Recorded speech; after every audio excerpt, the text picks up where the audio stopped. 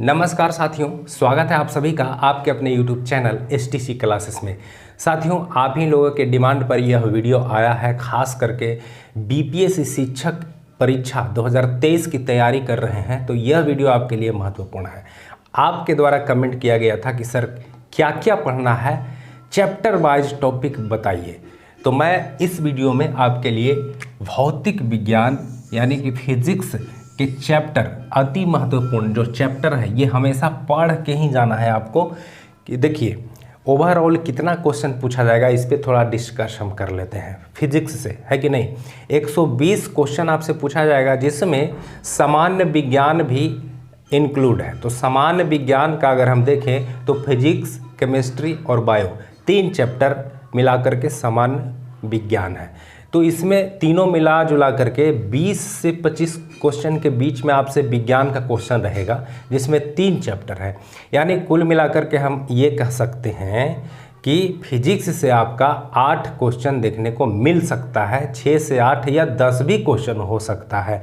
तो इन सभी चैप्टर को यदि आप पढ़ के जाएंगे तो ये मान के चलेंगे कि आप का 8 से 10 क्वेश्चन या 6 क्वेश्चन ही मान लेते हैं कि अगर इससे लड़ता है तो कहीं ना कहीं आपके लिए बहुत अच्छा रहने वाला है।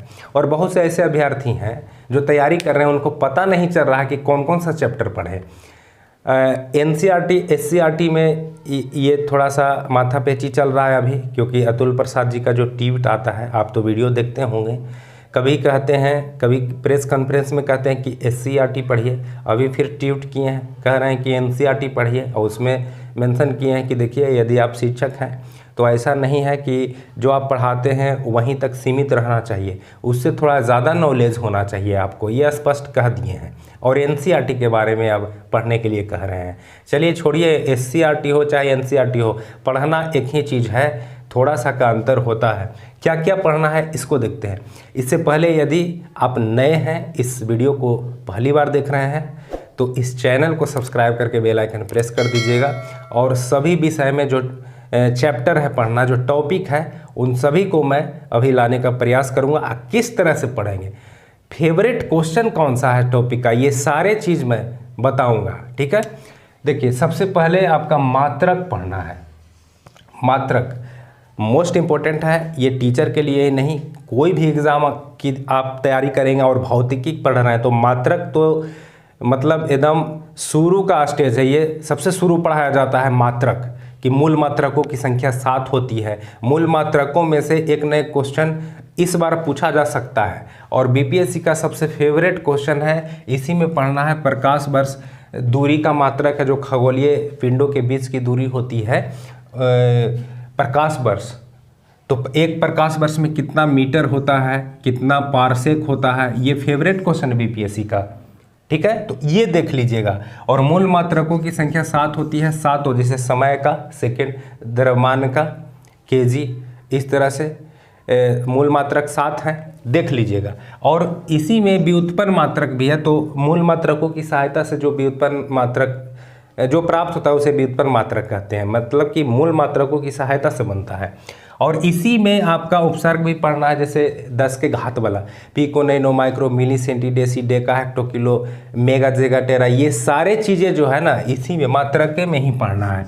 तो ये देख लीजिएगा। और नैनो वाला तो हमेशा फेवरेट क्वेश्चन रहा है, 10 के पावर -9 को नैनो कहते हैं, तो इसको ध्यान से। अगला है गति। गति का नियम से रिलेटेड न्यूटन का 3 नियम है, पहला, दूसरा और तीसरा नियम। ये तीनों नियम को देखना है। पहला नियम जो क्या कहता है, दूसरा नियम से कौन सा व्यंजक प्राप्त होता है, तीसरा नियम क्या कहता है ना, ये सभी चीज़ों को देखना है। अभी मैं बता रहा हूँ, डीपली जाऊँगा तो वीडियो लंबा हो जाएगा। ऐसा नहीं कि मुझे याद नहीं है, सारी चीज़ें याद हैं। तो गति से रिलेटेड, और इसी में और एक्स्ट्रा क्या पढ़ना है, जैसे संवेग बराबर क्या होता है, संवेग बराबर द्रव्यमान गुने वेग होता है, mv होता है, p बराबर mv। तो संवेग की मात्रक क्या होता है, तो ये उसको तोड़ेंगे, सूत्र में तोड़ेंगे। द्रव्यमान का kg, वेग का मीटर प्रति सेकेंड यानी kg मीटर प्रति सेकेंड, संवेग का मात्रक आ गया। इस तरह से इसी में कुछ राशियाँ पढ़ना है, जैसे संवेग हो गया, चाल हो गया, दूरी हो गया, वेग त्वरण हो गया, ये सारे चीज़ें गति में ही पढ़ना है, ये भी देख लीजिएगा। कार्य, ऊर्जा, शक्ति। कार्य, ऊर्जा, शक्ति, तो कार्य किसे कहते हैं, W बराबर क्या होता है, Fs होता है, मतलब बल गुने दूरी होता है और झुकाव होता है तो एफ cos थीटा हो जाता है। ये कार्य में आपको पढ़ना है, तो कार्य की मात्रक पूछ देगा, ऊर्जा का मात्रक, ये दोनों का मात्रक समान होता है, कार्य और ऊर्जा का जूल ही होता है। ये भी पूछ सकता है कि दो ऐसी राशियां जिसका मात्रक समान हो, तो ये सारी चीज़ें पढ़ना है आपको। शक्ति P बराबर होता है W/T, कार्य करने की दर को शक्ति कहते हैं, इससे भी पूछेगा। शक्ति का वाट होता है एक, इसी का है HP में 746 वाट होता है। ये सारी चीज़ें देखना है ना। ये टॉपिक आप ऐसे भी इंटरनेट पर सर्च करेंगे, यूट्यूब पर सर्च करेंगे, ऊर्जा किसी भी कम्पिटिटिव एग्जाम के लिए विस्तार से बता देगा, है कि नहीं। ये कोई ज़रूरी नहीं है कि कोई सेपरेट टीचर से ही आप पढ़ें, काहे कि देखिए अभी यूट्यूब पर जो है अलग अलग तरीका के सब पढ़ा रहा है, कुछ पता नहीं, कोई कुछ पढ़ा रहा है, कोई कुछ पढ़ा रहा है। ये अगर आपके पास है ना तो ये साफ इसको जो है आप सर्च करके पढ़ सकते हो। दाब पढ़ना है तो दाब क्या होता है आराम से पढ़ लेंगे, है कि नहीं।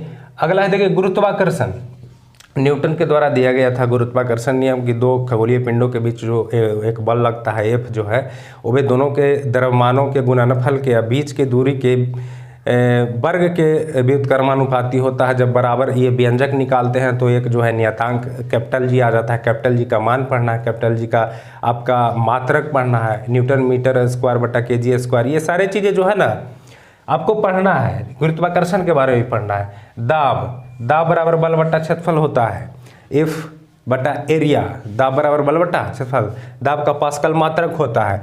तो उसी में जो है क्वेश्चन पूछ देगा ना कि जो है बल बढ़ाने पर दाब क्या होगा, तो बढ़ेगा, एरिया बढ़ाने पर दाब क्या होगा, घटेगा। तो ये सारे दिमाग में रख के इसको पढ़ना है। तो दाब भी पढ़ना है।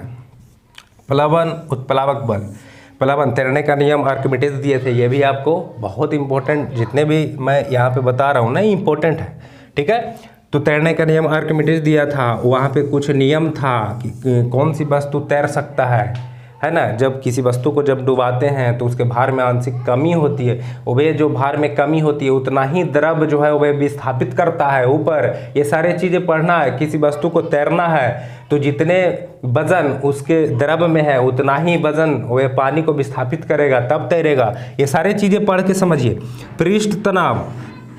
पृष्ठ तनाव सरफेस टेंशन, ये भी काफ़ी महत्वपूर्ण है। पृष्ठ तनाव, जैसे वर्षा की बूंदें जब गिर रही है तो गोल क्यों होता है, फेवरेट क्वेश्चन, गोल क्यों होता है। पृष्ठ तनाव के कारण पतली सुई तैराई जा सकती है पानी में तनाव के कारण, और डिटर्जेंट घोलने पर पानी का पृष्ठ तनाव कम जाता है, इसीलिए जो है कपड़े साफ होती है। ये सारी चीज़ें पृष्ठ तनाव से रिलेटेड क्वेश्चन आपको पढ़ना है। पृष्ठ तनाव का एसआई मात्रक भी पूछा जा सकता है। श्यान बल एक होता है, इसे भी पढ़ना है।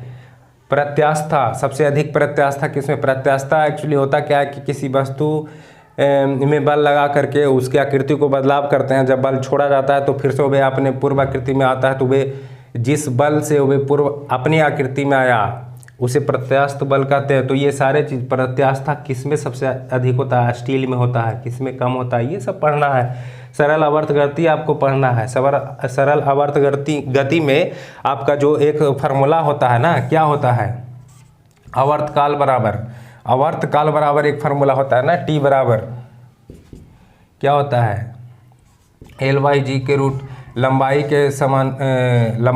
के समानुपात होता है, और G का जो है व्युत्क्रमानुपाती होता है 2π L/G के रूट, इस तरह से। तो आवर्तकाल, सरल आवर्त गति को भी समझना है। आवर्तकाल से रिलेटेड क्वेश्चन आएगा। एक ऐसे पेंडुलम होता है और ये जो है घुमाया जाता है, तो इसमें द्रव्यमान पर कोई निर्भर नहीं करता है, ये निर्भर करता है L पर और G पर निर्भर करता है। तो ये सभी चीज़ें इसमें पढ़ना है। रेडियो सक्रियता काफ़ी महत्वपूर्ण, रेडियो सक्रिय तत्व आपसे पूछा जा सकता है। रेडियो सक्रियता की खोज किसने किया, है ना। रेडियो सक्रियता जब किसी तत्व पर रेडियो सक्रियता, अगर मान लीजिए कि उस पर न्यूट्रॉन की बमबारी की जाती है तो कितने तरह के कण निकलते हैं, alpha beta gamma, alpha beta और गामा, ये 3 कणें निकलती है। इसका प्रकृति कैसा है, अल्फ़ा क्या है, गामा क्या है, मतलब बीटा कैसी प्रकृति है ना। तो ये पूछा जा सकता है, पहले कौन कण निकलता है, लास्ट में कौन कण निकलता है, सबसे ज़्यादा वेदन क्षमता किसकी है, ये तीनों में। तो रेडियो सक्रियता को अच्छी तरह से पढ़ लीजिएगा। नाभिकीय विखंडन और संलयन, सीधे पूछा जाता है कि आपका हाइड्रोजन बम किस पर आधारित है, तो संलयन पर है। परमाणु बम विखंडन पर है। विखंडन क्या होता है? जब दो या दो से अधिक नाभिक आपस में टूट जाते, एक नाभिक दो से अधिक नाभिकों में टूटते हैं, विखंडन। दो या दो से अधिक नाभिक आपस में जुड़ते हैं, संलयन में बहुत ज़्यादा ऊर्जा उत्पन्न होती है, विखंडन से हजारों गुना। ये सारे चीज़ें पढ़ना है आपको। तरंग में आपको पढ़ना है तरंग की सही मात्रा क्या होता है? हर्ट्ज होता है। हर्ट्ज से संबंधित एजेड, इससे संबंधित जो है तरंग 3 प्रकार के होते हैं। अपसरब, परसरब, सरब तरंगे। हम जो है सुनते हैं सरब तरंगों को 20 एजेड से 20,000 एजेड के बीच में सुनते हैं। इससे रिलेटेड क्वेश्चन आ सकता है। 20 से कम वाले नहीं सुनते हैं, 20,000 से अधिक वाले नहीं सुनते हैं। ये सभी तरंग में पढ़ना है आपको। ध्वनि तरंगे अनुदैर्ध्य होती है। ध्वनि तरंगे कैसी होती है? लंबवत होती है कि क्षैतिज चलती है? किस तरह से चलती है? ये सारे चीज़ें पूछा जाता है। सबसे फेमस कि ध्वनि तरंगे कैसी तरंगे हैं, ठीक है। अच्छा आगे देखिए, उष्मा से रिलेटेड क्वेश्चन आएगा, ठीक है। प्रकाश में आपकी सारी चीज़ें, सबसे लंबा चैप्टर है प्रकाश। इसमें आपका दर्पण, लेंस, सारी चीज़ें होता है। मानव नेत्र इसी में पढ़ना है आपका। बहुत लंबा चैप्टर है, इसी में आपका वर्ण विक्षेपण पढ़ना है। आपका होता है ना बायजान या पिनाला, सबसे ज़्यादा जो विचलन होती है बैंगनी का, सबसे कम लाल का, है ना। तो ये सारी चीज़ें, बीच में कौन रंग रहता है पूछा जाता है ना। सभी वर्ण कितने तरह के होते हैं, ये सारे चीज़ प्रकाश में ही पढ़ना है। ये लंबा चैप्टर है, इससे ज़रूर क्वेश्चन आएगा। अस्थिर वैद्युत से भी क्वेश्चन है। विद्युत धारा से, विद्युत धारा का SI मात्रा क्या होता है? एम्पियर। इससे क्वेश्चन भी, इलेक्ट्रिसिटी से संबंधित क्वेश्चन बहुत इंपॉर्टेंट है। चुंबक से भी पूछा जा सकता है। एक चुंबक को तोड़ दीजिएगा तो उसका भी 2 सिरा हो जाता है। सबसे ज़्यादा चुंबकत्व दोनों सिरों पर होती है, बीच में नहीं होती है। अगर किसी चुंबक को जब लटकाएंगे तो उत्तर और दक्षिण को इंगित करता है। दोनों समान पोल में विकर्षण होता है, असमान पोल में भी आकर्षण होता है। ये सारी चीज़ें पढ़ना है ना। अस्थायी चुंबक बनाने के लिए किसका प्रयोग होता है? अस्थायी चुंबक बनाने के लिए किसका प्रयोग होता है? परमाणु भौतिकी में आपका पढ़ना है इलेक्ट्रॉन, प्रोटॉन, न्यूट्रॉन, उसकी खोजकर्ता कब हुई थी? परमाणु के बाहर कौन सा कण रहता है, अंदर कौन सा कण रहता है, कौन नेगेटिव है, कौन पॉजिटिव है, ये सारे चीज़ें पढ़ना है, ठीक है। तो 20 चैप्टर हम बताए हैं और उससे रिलेटेड जो है क्या क्या है ये भी हम बता दिए हैं छोटे से वीडियो में। वीडियो कैसा लगा कमेंट में ज़रूर बताइएगा। और भी चैप्टर का अगर आप चाहते हैं कि इस तरह से हम बता दें कि क्या क्या आपको पढ़ना है तो कमेंट में मेंशन कीजिएगा, ताकि हमको पता भी चले कि आप वीडियो पूरा देखे हैं, ठीक है। और यही सारे चीज़ पढ़िए और ऐसा मत सोचिए कि बहुत आसान पूछेगा, जी नहीं है। अगर आपको ऐसा लगता है कि किस तरह के क्वेश्चन पूछा जाएगा तो आप एक समय जो BPSC के द्वारा ही टीचर का एग्ज़ाम हुआ था बिहार में ना, उसे जा कर के देखिए। 12 में 93, 96, 95 वाला जो क्वेश्चन 1900 वे देखिए। BPSC के माध्यम से ही जब यहाँ पे शिक्षकों की बहाली होती थी, उस पूछे गए प्रश्न को देख लीजिए, ये सभी से क्वेश्चन उठाया गया है, समझे। उसे देखते हुए मैं ये चीज़ें बता रहा हूँ आपको। तो चलिए इस वीडियो में इतना ही रखते हैं। ऐसे भी वीडियो थोड़ा सा लंबा हो गया है, लंबा वीडियो हम बनाते नहीं हैं, डेटा का भी प्रॉब्लम हो जाता है ना। तो मिलते हैं अगले वीडियो में, तब तक के लिए जय हिंद।